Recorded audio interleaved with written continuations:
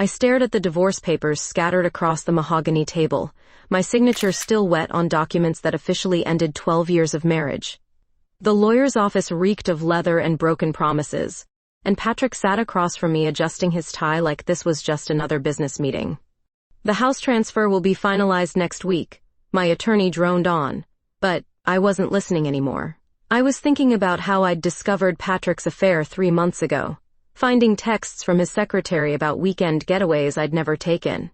"Sam, you're getting a fair settlement," Patrick said, using that patronizing tone I'd grown to hate. "The Tampa house alone is worth $500,000. "Keep it," I muttered. "I don't want anything that reminds me of us." The elevator ride down felt like freefall. 12 years, gone, just like that. My new apartment downtown was a joke compared to our suburban palace, but it was mine. Boxes labeled kitchen and bedroom sat unopened in the living room while I nursed my third glass of wine. The thunder outside matched my mood perfectly. Tampa's summer storms always dramatic and unforgiving. I should have seen it coming. The late nights at the firm, the sudden interest in working out, the way he'd started buying expensive cologne. Classic cheating husband behavior, right out of some damn handbook. My phone buzzed. "Hey girl, first day back tomorrow. You ready?" It was Lisa from the lab. Ready? Hell no. But I had to face my colleagues eventually. The Tampa Police Forensics Lab felt different when I walked in Monday morning. Conversations stopped mid-sentence, and I caught sideways glances from techs who used to joke around with me. Word travels fast in law enforcement circles. "Morning, Samantha." Detective Rodriguez nodded awkwardly. "How are you holding up?"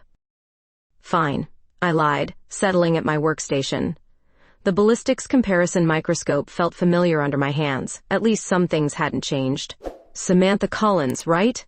A woman's voice made me look up. She was standing in the doorway, blonde hair pulled back, wearing a crisp white shirt that did nothing to hide her confidence. "I'm Caroline Murphy, firearms consultant. We'll be working together on the weapon procurement project."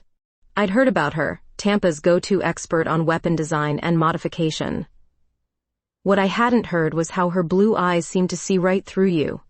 "Welcome to the chaos," I said, gesturing around the busy lab. She smiled, and something inside my chest tightened. "I've heard good things about your work." Lisa appeared beside us with a knowing grin. "Sam's the best ballistics expert we've got, divorced and available too." Heat rushed to my cheeks. "Lisa!" Caroline's laugh was low and musical. Good to know she's dedicated to her work. The rest of the morning passed in a blur of case files and evidence bags, but I kept catching myself watching Caroline as she examined weapon prototypes with surgical precision. Her hands moved with purpose, confident and sure.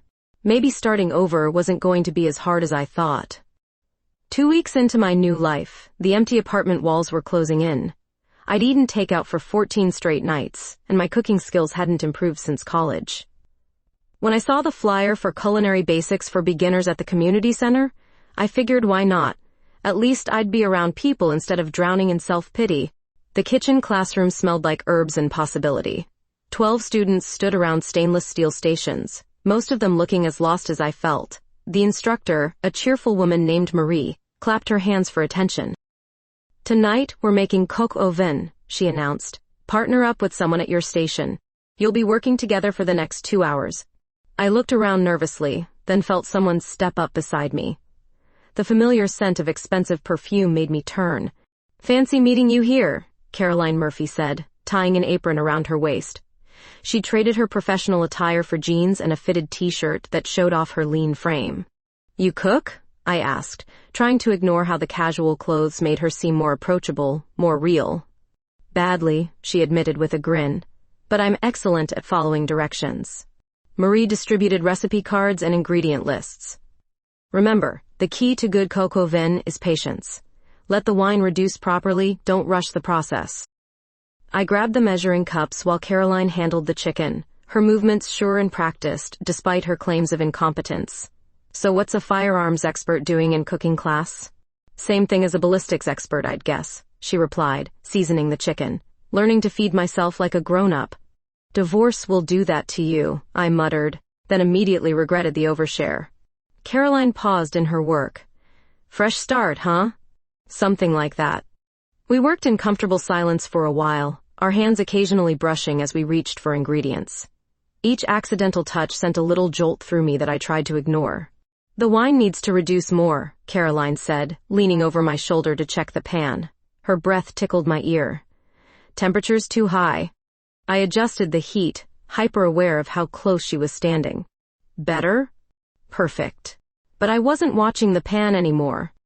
I was watching her watch the pan, studying the concentration on her face, the way she bit her lower lip when she was thinking. "Sam?" Caroline's voice snapped me back to reality. "The wine's burning." Smoke was rising from our pan. I grabbed it off the burner, but the damage was done. Our coq au vin looked more like charcoal au vin. "Damn it," I said, staring at the ruined dish. "Hey, it happens." Caroline turned off the burner and moved the pan to the cooling rack. We got distracted. "By what?" She looked at me for a long moment, something unreadable in her blue eyes. "Good question." Marie appeared at our station, taking in the blackened mess with practiced diplomacy. "Well, that's one way to reduce wine. Next week we'll try again, shall we?" The other students were plating their successful dishes, the kitchen filled with the aroma of properly cooked food. Caroline and I stood there like culinary failures, but I found myself laughing. "This is ridiculous," I said, gesturing at our disaster. "I'm a grown woman. I should be able to cook a simple French dish." "We're learning," Caroline said. "That's what matters." As we cleaned our station, I caught her studying me again. "What?" "Nothing. Just thinking about how different you are from the lab." "Different how?" "Looser. More yourself." She dried her hands on a towel. "I like it." The compliment caught me off guard.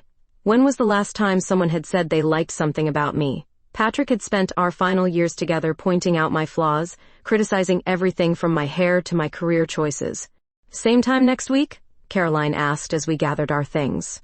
"If you don't mind being paired with Tampa's worst cook, I think I can handle it." Walking to my car in the parking lot, I turned back to see Caroline getting into a sleek black sedan. She waved, and I waved back, feeling lighter than I had in months. Maybe this cooking class wasn't such a bad idea after all. Monday morning brought a stack of case files and an unexpected visitor. Caroline walked into the lab carrying a tactical briefcase and wearing a expression that meant business. The casual cooking class Caroline was gone, replaced by the sharp professional I'd first met. "We've got a problem," Detective Rodriguez announced to the room. "City Council approved new sidearms for patrol units, but we need ballistics testing before deployment. Miss Murphy designed the modifications." I looked up from my microscope. "What kind of modifications?" Caroline set her case on my workstation. "Enhanced accuracy systems, modified trigger mechanisms. Nothing fancy, just better performance. And they need our blessing before officers start carrying them," Rodriguez continued. "Full ballistics workup, penetration tests, the works. This is high priority, people." The next 3 hours passed in intense focus. Caroline's technical knowledge impressed me more than I expected. She understood bullet trajectories and impact physics better than most cops I'd worked with. When she explained how her trigger modifications affected muzzle velocity, I found myself leaning closer, caught up in her enthusiasm. "See this adjustment?" She pointed to a tiny mechanism. "Reduces trigger pull by 12% without compromising safety protocols." "That's brilliant," I admitted. "Most modifications sacrifice safety for performance." "Not mine," pride colored her voice. "Every design has to pass military-grade testing." By 6 p.m., we'd completed preliminary tests on 3 weapon variants. The lab was empty except for us, fluorescent lights humming in the silence. Caroline stretched, and I caught myself watching the graceful movement of her shoulders. "Coffee?" she asked. "I know a place that's still open." "Sure." The diner was classic Tampa, all vinyl booths and neon signs. Caroline ordered black coffee and apple pie like she'd been coming here for years. I stuck with coffee, my appetite still adjusting to post-divorce eating patterns. "So how long have you been in firearms?" I asked. 8 years. Started in the military, then went private. She stirred sugar into her coffee. "What about ballistics? Always wanted to solve crimes?" "Actually, I wanted to be a doctor. Then I discovered I was better at figuring out how bullets killed people than keeping people alive." Caroline laughed, dark but practical. "That's me in a nutshell." We talked about work, about Tampa's summer heat, about everything except the obvious tension building between us. Caroline had this way of listening that made me feel heard, really heard, for the first time in years. "Can I ask you something?" she said eventually. "Shoot. The divorce. Was it bad?" I considered lying, giving her some sanitized version. Instead, I found myself telling the truth. He cheated. With his secretary, if you can believe that cliché. I found their text messages by accident. "I'm sorry." "Don't be. It was over long before I caught them. We just hadn't admitted it yet." Caroline nodded like she understood. "My last relationship ended badly too. Different reasons, same result." "What happened?" "She wanted kids, marriage, the whole suburban dream." Caroline's voice got quiet. "I wanted my career. Turns out those things don't always mix well." "She?" "Yeah." Caroline met my eyes directly. "Is that a problem?" The question hung in the air between us. Was it a problem? A week ago, I would have said I didn't know any gay people. But looking at Caroline, seeing the vulnerability she was trying to hide, I realized it didn't matter. "No," I said. "It's not a problem." Something shifted in her expression. Relief maybe, or recognition. "Good," she said softly. We finished our coffee in comfortable silence, then walked to the parking lot where our cars sat under yellow streetlights. The summer air was thick with humidity and possibility. "Thanks for dinner," I said. "And for the conversation. Thanks for listening." She was standing close enough that I could smell her perfume again, could see the flecks of gray in her blue eyes. For a moment, I thought she might kiss me. The idea should have terrified me, but instead I found myself hoping she would. Instead, she stepped back. "See you tomorrow, Sam."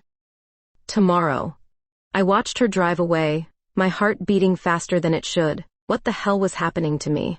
6 months ago, I was a married suburban housewife. Now I was having dinner with a beautiful woman who designed guns and made me feel things I'd never felt with Patrick. Maybe starting over meant more than I'd realized. The weapon testing project consumed the next 2 weeks. Caroline and I fell into a rhythm of working late, ordering Chinese takeout, and pretending the chemistry between us wasn't getting stronger every day. I started looking forward to her arrival each morning, watching for that black sedan in the parking lot.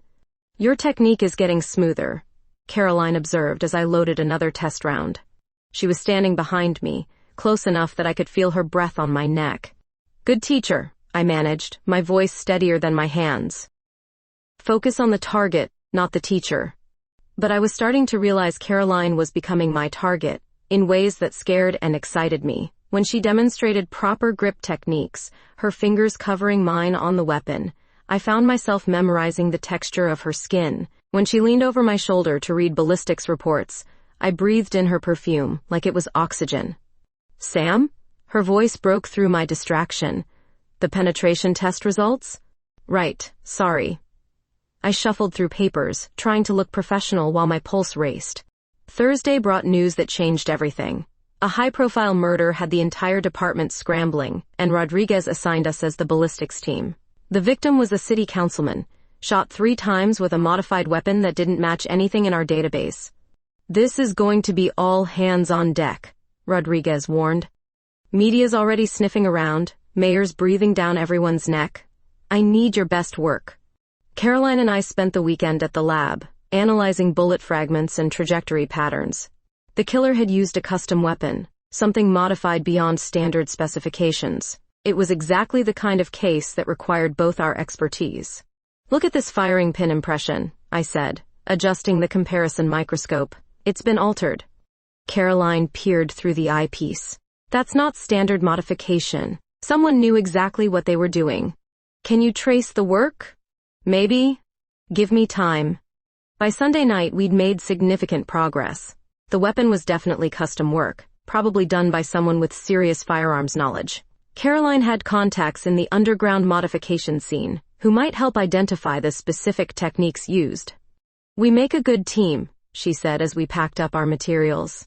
"Yeah, we do." She was standing close again, that habit she developed over the past weeks. In the empty lab, with only emergency lighting casting shadows across the room, the moment felt charged with possibility. "Sam," she said quietly, "can I tell you something?" "Always." I look forward to seeing you every day. More than I should. My breath caught. Caroline, I know you're going through a divorce. I know this is complicated. But I can't pretend I don't feel something here. The words hung between us like a challenge. I could deflect, make a joke, pretend I didn't understand what she meant. Instead, I found myself stepping closer. It is complicated, I said. But that doesn't mean I don't feel it too. Her eyes searched my face. What are we doing here? I don't know. Are you okay with not knowing? Before I could answer, she kissed me. Soft at first, questioning, giving me every chance to pull away. Instead, I kissed her back, my hands finding the lapels of her jacket, pulling her closer. She tasted like coffee and possibility. And when she pressed me back against the lab counter, I forgot everything except the warmth of her mouth and the way my body was responding to hers. When we finally broke apart, we were both breathing hard. That was, I started. Overdue, she finished. I laughed, despite the confusion spinning through my head. I've never done this before. With a woman, I mean. I figured. Caroline's thumb traced my lower lip. We can take this slow. What if I'm terrible at it? Then we'll figure it out together. The promise in her voice made my knees weak. This was uncharted territory for me, but looking into Caroline's eyes, I realized I wanted to explore it, with her.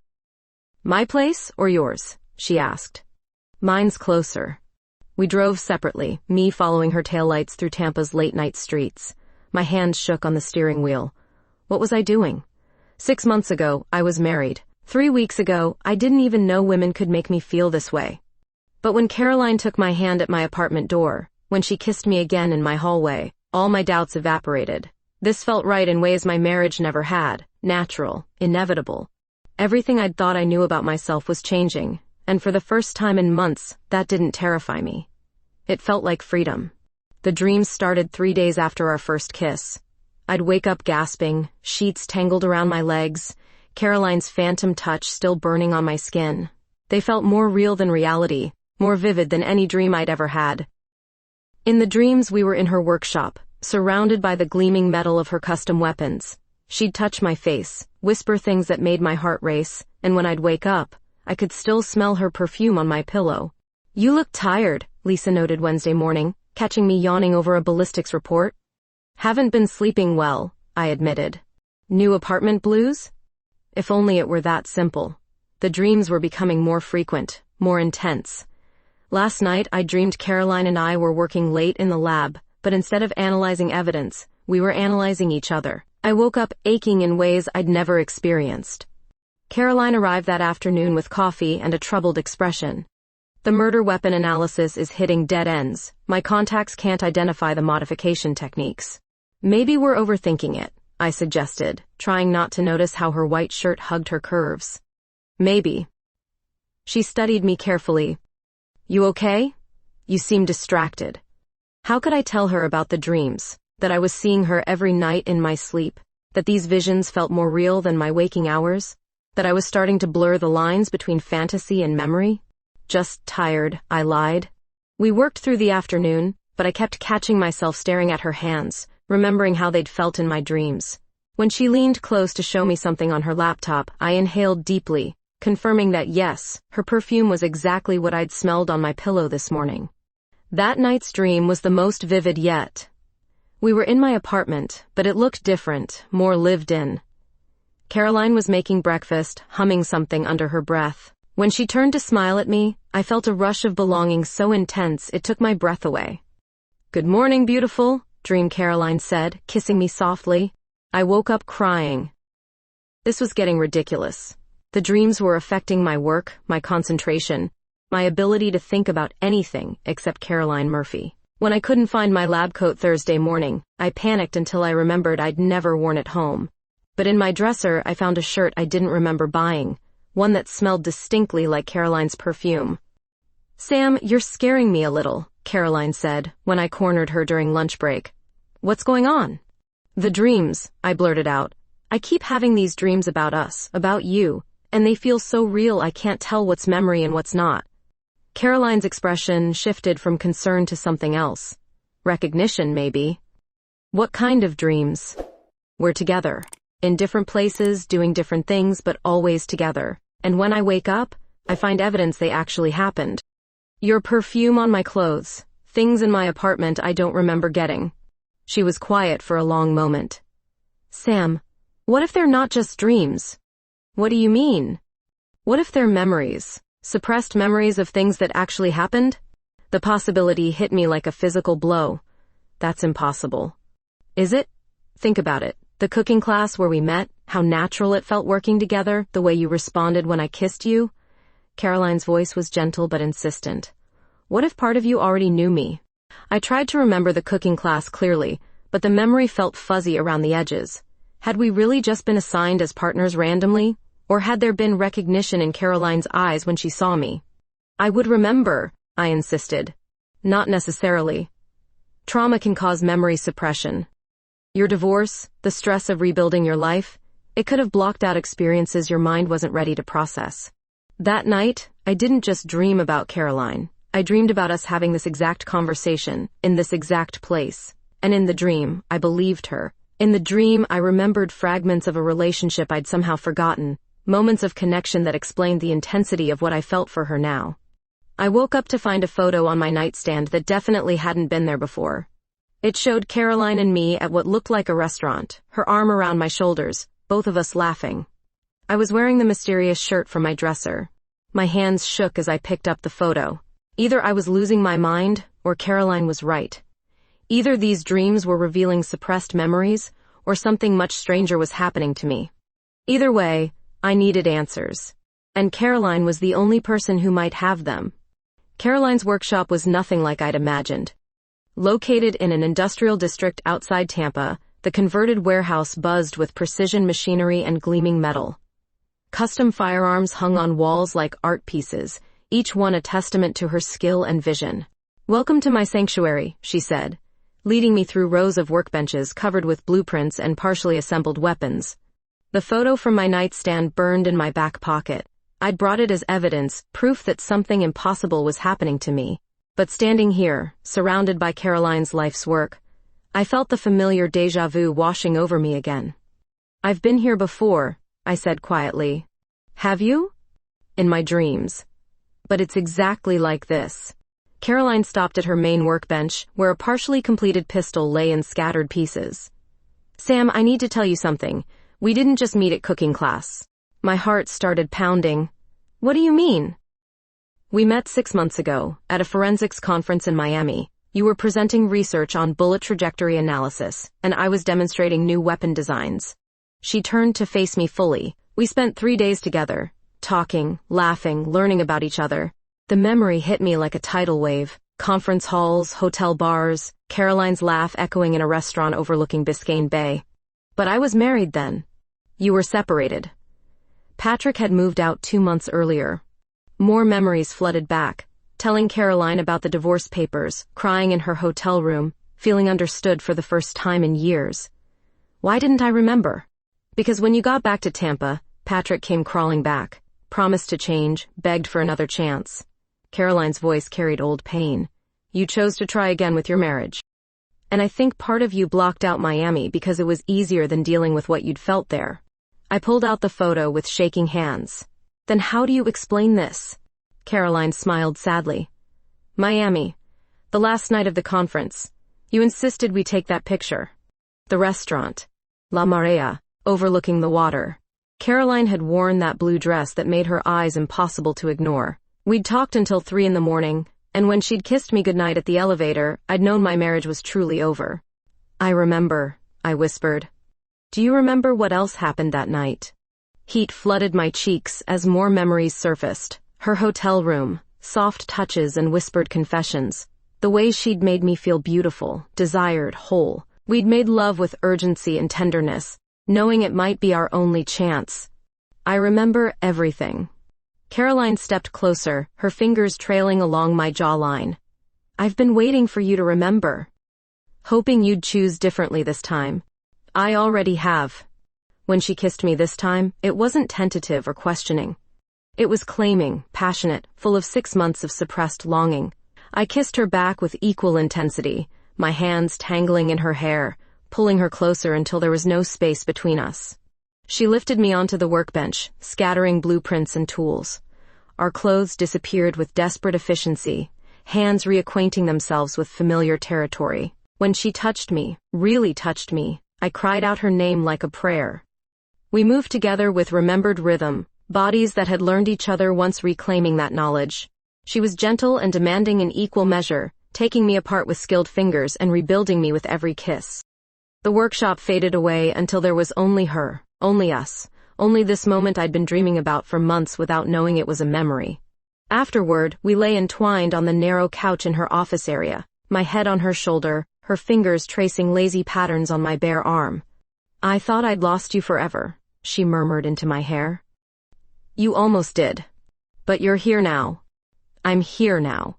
The sound of my phone ringing shattered our peaceful bubble.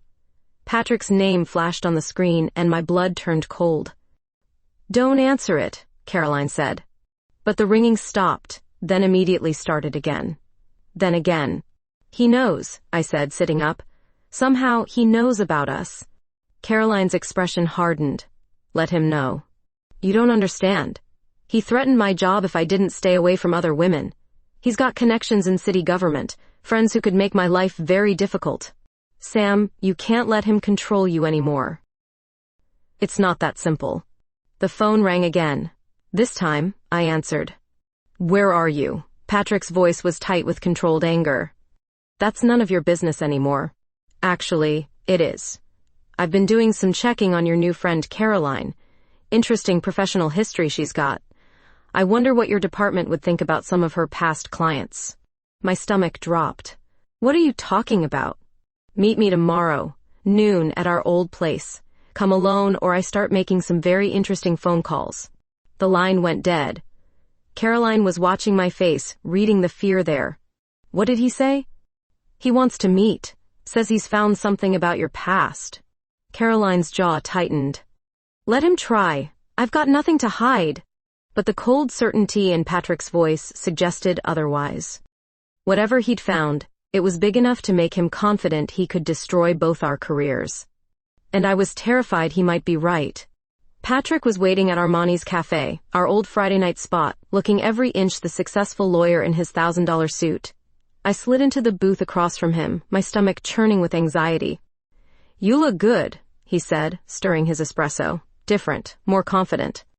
"Cut the crap, Patrick. What do you want?" He slid a manila folder across the table. "Your girlfriend's military records. Fascinating reading." My hands shook as I opened it. Caroline Murphy, Captain, Army Ordnance Corps, honorably discharged following an incident in Afghanistan. The details were heavily redacted, but phrases like friendly fire and court-martial proceedings jumped out at me. "She killed 3 American soldiers," Patrick said quietly. "Her weapon modifications malfunctioned during a firefight. The Army covered it up, but the records are there if you know where to look." "That's impossible." "Is it? Think about her expertise, Sam. Where do you think she learned to modify weapons so precisely?" His voice was calm, reasonable. "Your department would be very interested to know they've been working with someone who's responsible for American deaths." I closed the folder, mind racing. "What do you want?" "Simple. End this relationship.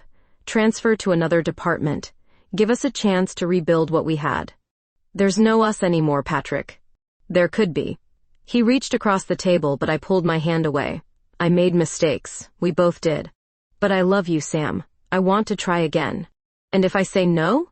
His expression hardened. "Then I make some phone calls. Caroline's career is over, and yours probably follows." "You think the department will trust a ballistics expert who's sleeping with someone who caused military-friendly fire incidents?" Before I could respond, my phone buzzed with a text from Caroline, package delivered to lab. "Check evidence room urgent." "I have to go," I said, standing. "Think about it, Sam. You have until Monday to decide." The drive back to the lab felt endless. Caroline's car was already in the parking lot, and I found her in the evidence room looking pale and shaken. "What's wrong?" I asked. She held up an evidence bag containing what looked like a custom ammunition round. "This was delivered to the lab an hour ago. No return address, no courier information. And? It's the same design as the bullets used in the Councilman murder, but this one has my maker's mark on it." Cold dread washed over me. "That's impossible. You didn't make those bullets. No, but someone's using my designs. And now they're framing me for murder. I pulled out Patrick's folder. Caroline, I need to ask you about Afghanistan. About the incident that got you discharged. Her face went white. How do you know about that? Patrick, he's threatening to expose you if I don't leave you. Caroline sank into a chair. It wasn't my fault, Sam. The weapon modifications were sabotaged. Someone wanted those soldiers dead, and they used my designs to do it. Who? I never found out. The army shut down the investigation, said it was classified. But I think whoever did it followed me to civilian life. My phone rang. An unknown number. Answer it, Caroline said grimly. Hello? A distorted voice spoke through obvious voice modulation software. You've been getting too close to the truth, Miss Collins. Both of you have. Who is this? Someone who wants you to stop investigating the councilman murder. Your girlfriend's past is about to become very public, unless you both disappear. The line went dead. Caroline and I stared at each other in the fluorescent lighting of the evidence room. I'm not running, I said finally. Sam, this person killed a city councilman. They're not playing games. Neither am I. That night, Caroline moved into my apartment. We pushed furniture against the doors, checked the locks twice, and took turns keeping watch. Around 3 a.m., exhaustion finally overtook paranoia, and we collapsed into bed together. I'm scared, I admitted in the darkness. Me too. She held me close, and despite everything, I felt safe in her arms. When she kissed me, gentle and reassuring, I responded with all the love and fear in my heart. We made love quietly, desperately, as if it might be our last chance.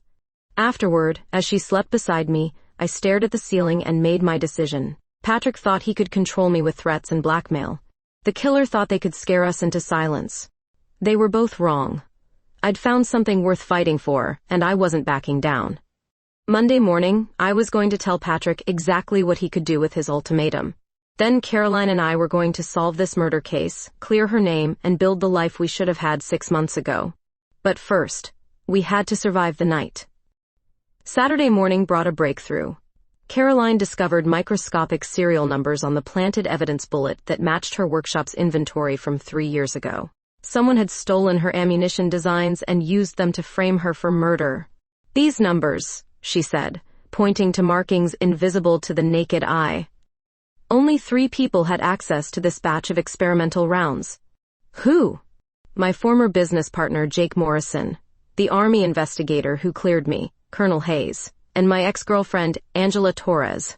The pieces clicked into place. Angela had motive. You said she wanted marriage and kids. She also had connections in Tampa. Her father was in city government before he retired.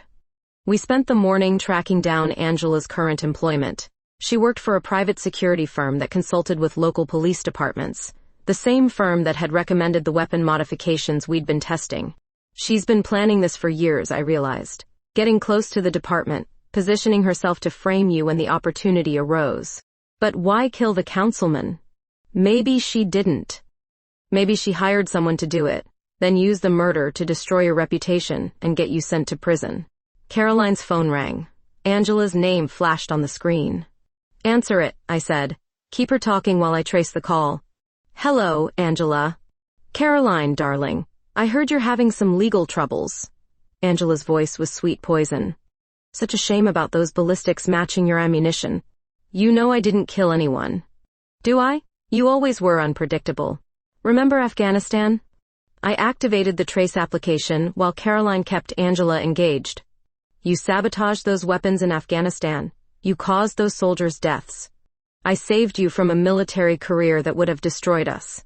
I wanted you back home with me. By murdering innocent people? By doing what was necessary. Just like now. The trace locked onto Angela's location. An abandoned warehouse in downtown Tampa, 15 minutes away. Where are you, Angela? Caroline asked. Somewhere we can have a proper conversation. Alone. Come to 1247 Harbor Boulevard, or I release security footage of you planting evidence at the crime scene. There is no footage because I never... Technology is amazing these days. Deepfakes look so realistic. The line went dead. Caroline stared at her phone in disbelief.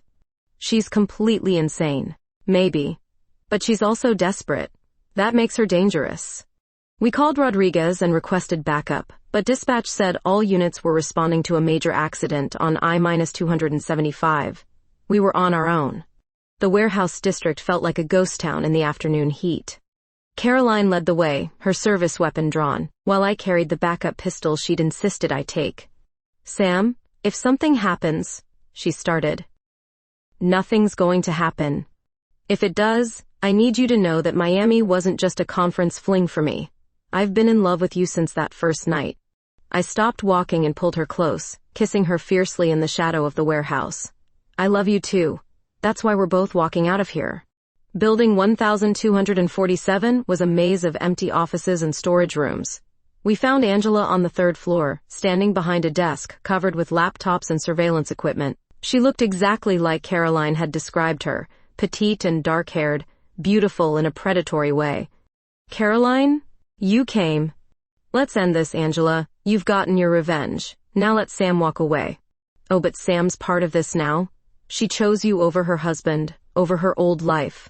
That makes her complicit. Angela's finger hovered over a laptop keyboard. One keystroke sends fabricated evidence to every news outlet in Florida. Caroline Murphy, disgraced military officer turned murderer. Samantha Collins, corrupt forensics expert who helped cover it up. What do you want? I asked. I want Caroline to pay for choosing her career over love, for choosing you over me. Angela's composure was cracking. She was supposed to come home from Afghanistan and marry me. Instead, she threw herself into work, then found you. Angela, what we had was over years ago, Caroline said gently. You have to let it go. Never. Angela lunged for the keyboard, but Caroline was faster. They collided behind the desk, fighting for control of the laptop. I circled around, trying to get a clear shot, but they were too tangled together. The weapon went off. For a terrible moment, I thought Caroline had been hit. Then Angela crumpled to the floor, clutching her shoulder. Call 911, Caroline said, kicking the laptop away from Angela's reach. While we waited for paramedics, Caroline found the real evidence Angela had been hiding. Video files showing her hiring the actual killer, financial records proving she'd been embezzling from her security firm to fund the scheme, even the stolen ammunition from Caroline's workshop. It's over, I said as we heard sirens approaching. Finally. 6 hours later, we sat in Rodriguez's office giving our statements. Angela was in custody, the real killer had been identified, and the charges against Caroline were being dropped. Hell of a thing, Rodriguez said, shaking his head. Jealous ex-girlfriend frames her former lover for murder. Sounds like something out of a movie. Outside the police station, Caroline and I stood in the parking lot watching the sunset paint Tampa Bay orange and gold. So what happens now? I asked. Now we start over. For real this time. She kissed me under the streetlights, and I tasted freedom on her lips. No more secrets, no more suppressed memories, no more threats from the past. Just us, and the future we were finally free to build together. 6 months after Angela's arrest, I woke up in Caroline's arms in our shared apartment overlooking Tampa Bay. The morning light streamed through windows we'd chosen together, illuminating the life we'd built from the ashes of my failed marriage and her haunted past. Morning, beautiful, Caroline murmured against my hair, her voice still rough with sleep. Good morning yourself. Our consulting firm, Precision Ballistics, had taken off faster than either of us expected. Police departments across Florida were requesting our expertise on complex forensic cases, and Caroline's reputation as a firearms consultant had been fully restored. The scandal had actually enhanced her credibility once the truth came out. Ready for the big day? I asked, stretching against her warm body. As ready as I'll ever be. Today was our housewarming party, the first time we'd officially introduced ourselves as a couple to our combined circle of friends and colleagues. My stomach fluttered with nervous excitement. Any regrets? Caroline asked, reading my expression. About what? About choosing this life. About choosing me. I turned in her arms to face her fully. Caroline Murphy, if you're having second thoughts about us, you picked a hell of a time to mention it. Not second thoughts. Just making sure you're happy. I'm happier than I've ever been. She kissed me then, soft and thorough, and I melted into her the way I had every morning for the past 3 months. When she touched me, I still felt that electric shock of connection that had started in a cooking class and culminated in her workshop. "I love you," I said against her lips. "I love you too." The afternoon party was a mix of cops, forensic specialists, and Caroline's contacts in the firearms industry. Lisa arrived with her husband and immediately cornered me in the kitchen. "You look amazing," she said, eyeing my new dress. "Happiness suits you." "Thanks. And Caroline's perfect for you." "I've never seen you this relaxed." Rodriguez appeared with a beer and a knowing grin. "Hell of a partnership you two have, both professional and personal." "We're good together," I agreed. "Better than good. Best ballistics team in the state." As the evening progressed, I found myself watching Caroline work the room with easy confidence. She was explaining something technical to a group of detectives, her hands moving expressively, her passion for her work evident in every word. "She's special," a voice said beside me. I turned to find Patrick, dressed in his lawyer uniform, looking uncomfortable but determined. "What are you doing here?" "Caroline invited me. Said it was time we cleared the air." I stared at him in shock. "She what?" "She called me yesterday. Said she wanted to make peace for your sake." Across the room, Caroline caught my eye and walked over, her expression carefully neutral. "Patrick came," I said unnecessarily. "I see that. I owe you an apology," Patrick said to Caroline. "The things I threatened, the way I tried to manipulate Sam, it was wrong." Caroline studied him for a moment. "You were scared of losing her. I understand that. But I'd already lost her, long before you came along." He looked at me with something like resignation. I just wasn't ready to admit it. "Patrick, let me finish. You're happy, Sam, really happy. I haven't seen you smile like this in years." He extended his hand to Caroline. "Take care of her. She deserves someone who appreciates what they have." Caroline shook his hand. "I intend to." After Patrick left, the party continued until well past midnight. When the last guest departed, Caroline and I cleaned up in comfortable silence, moving around our home with the easy choreography of a couple who'd learned each other's rhythms. "That was brave," I said, loading the dishwasher. "Inviting Patrick. It needed to happen. He's part of your past, and I didn't want him to be a shadow over our future." Our future. The words still gave me chills. "Speaking of our future," Caroline said, suddenly nervous, "I have something for you." She disappeared into our bedroom and returned with a small velvet box. My heart stopped. "Caroline, before you say anything, hear me out." She opened the box to reveal a stunning ring, the band crafted from what looked like polished steel. "I designed this myself. The metal is from the first weapon I ever created, melted down and reformed into something beautiful. It's perfect. Samantha Collins, you've changed my life in ways I never thought possible. You've made me believe in love again, in trust, in the possibility of a future I actually want to live." She got down on one knee right there in our kitchen. "Will you marry me?" The answer came without thought, without hesitation. "Yes." She slipped the ring onto my finger, and it fit perfectly, like everything else about us. When she stood to kiss me, I tasted salt and realized I was crying. "I love you," she whispered against my lips. "I love you too." We made love that night with a tenderness of people who'd found their home in each other. Later, as Caroline slept beside me, I studied the ring on my finger, the symbol of our commitment forged from the metal of her past and shaped into our future. 6 months ago, I'd been a divorced woman starting over in a cramped apartment. Now I was a successful business owner, madly in love, and engaged to the most extraordinary woman I'd ever met. Some stories have fairy tale endings, others have real-life endings that are even better. Ours was just beginning.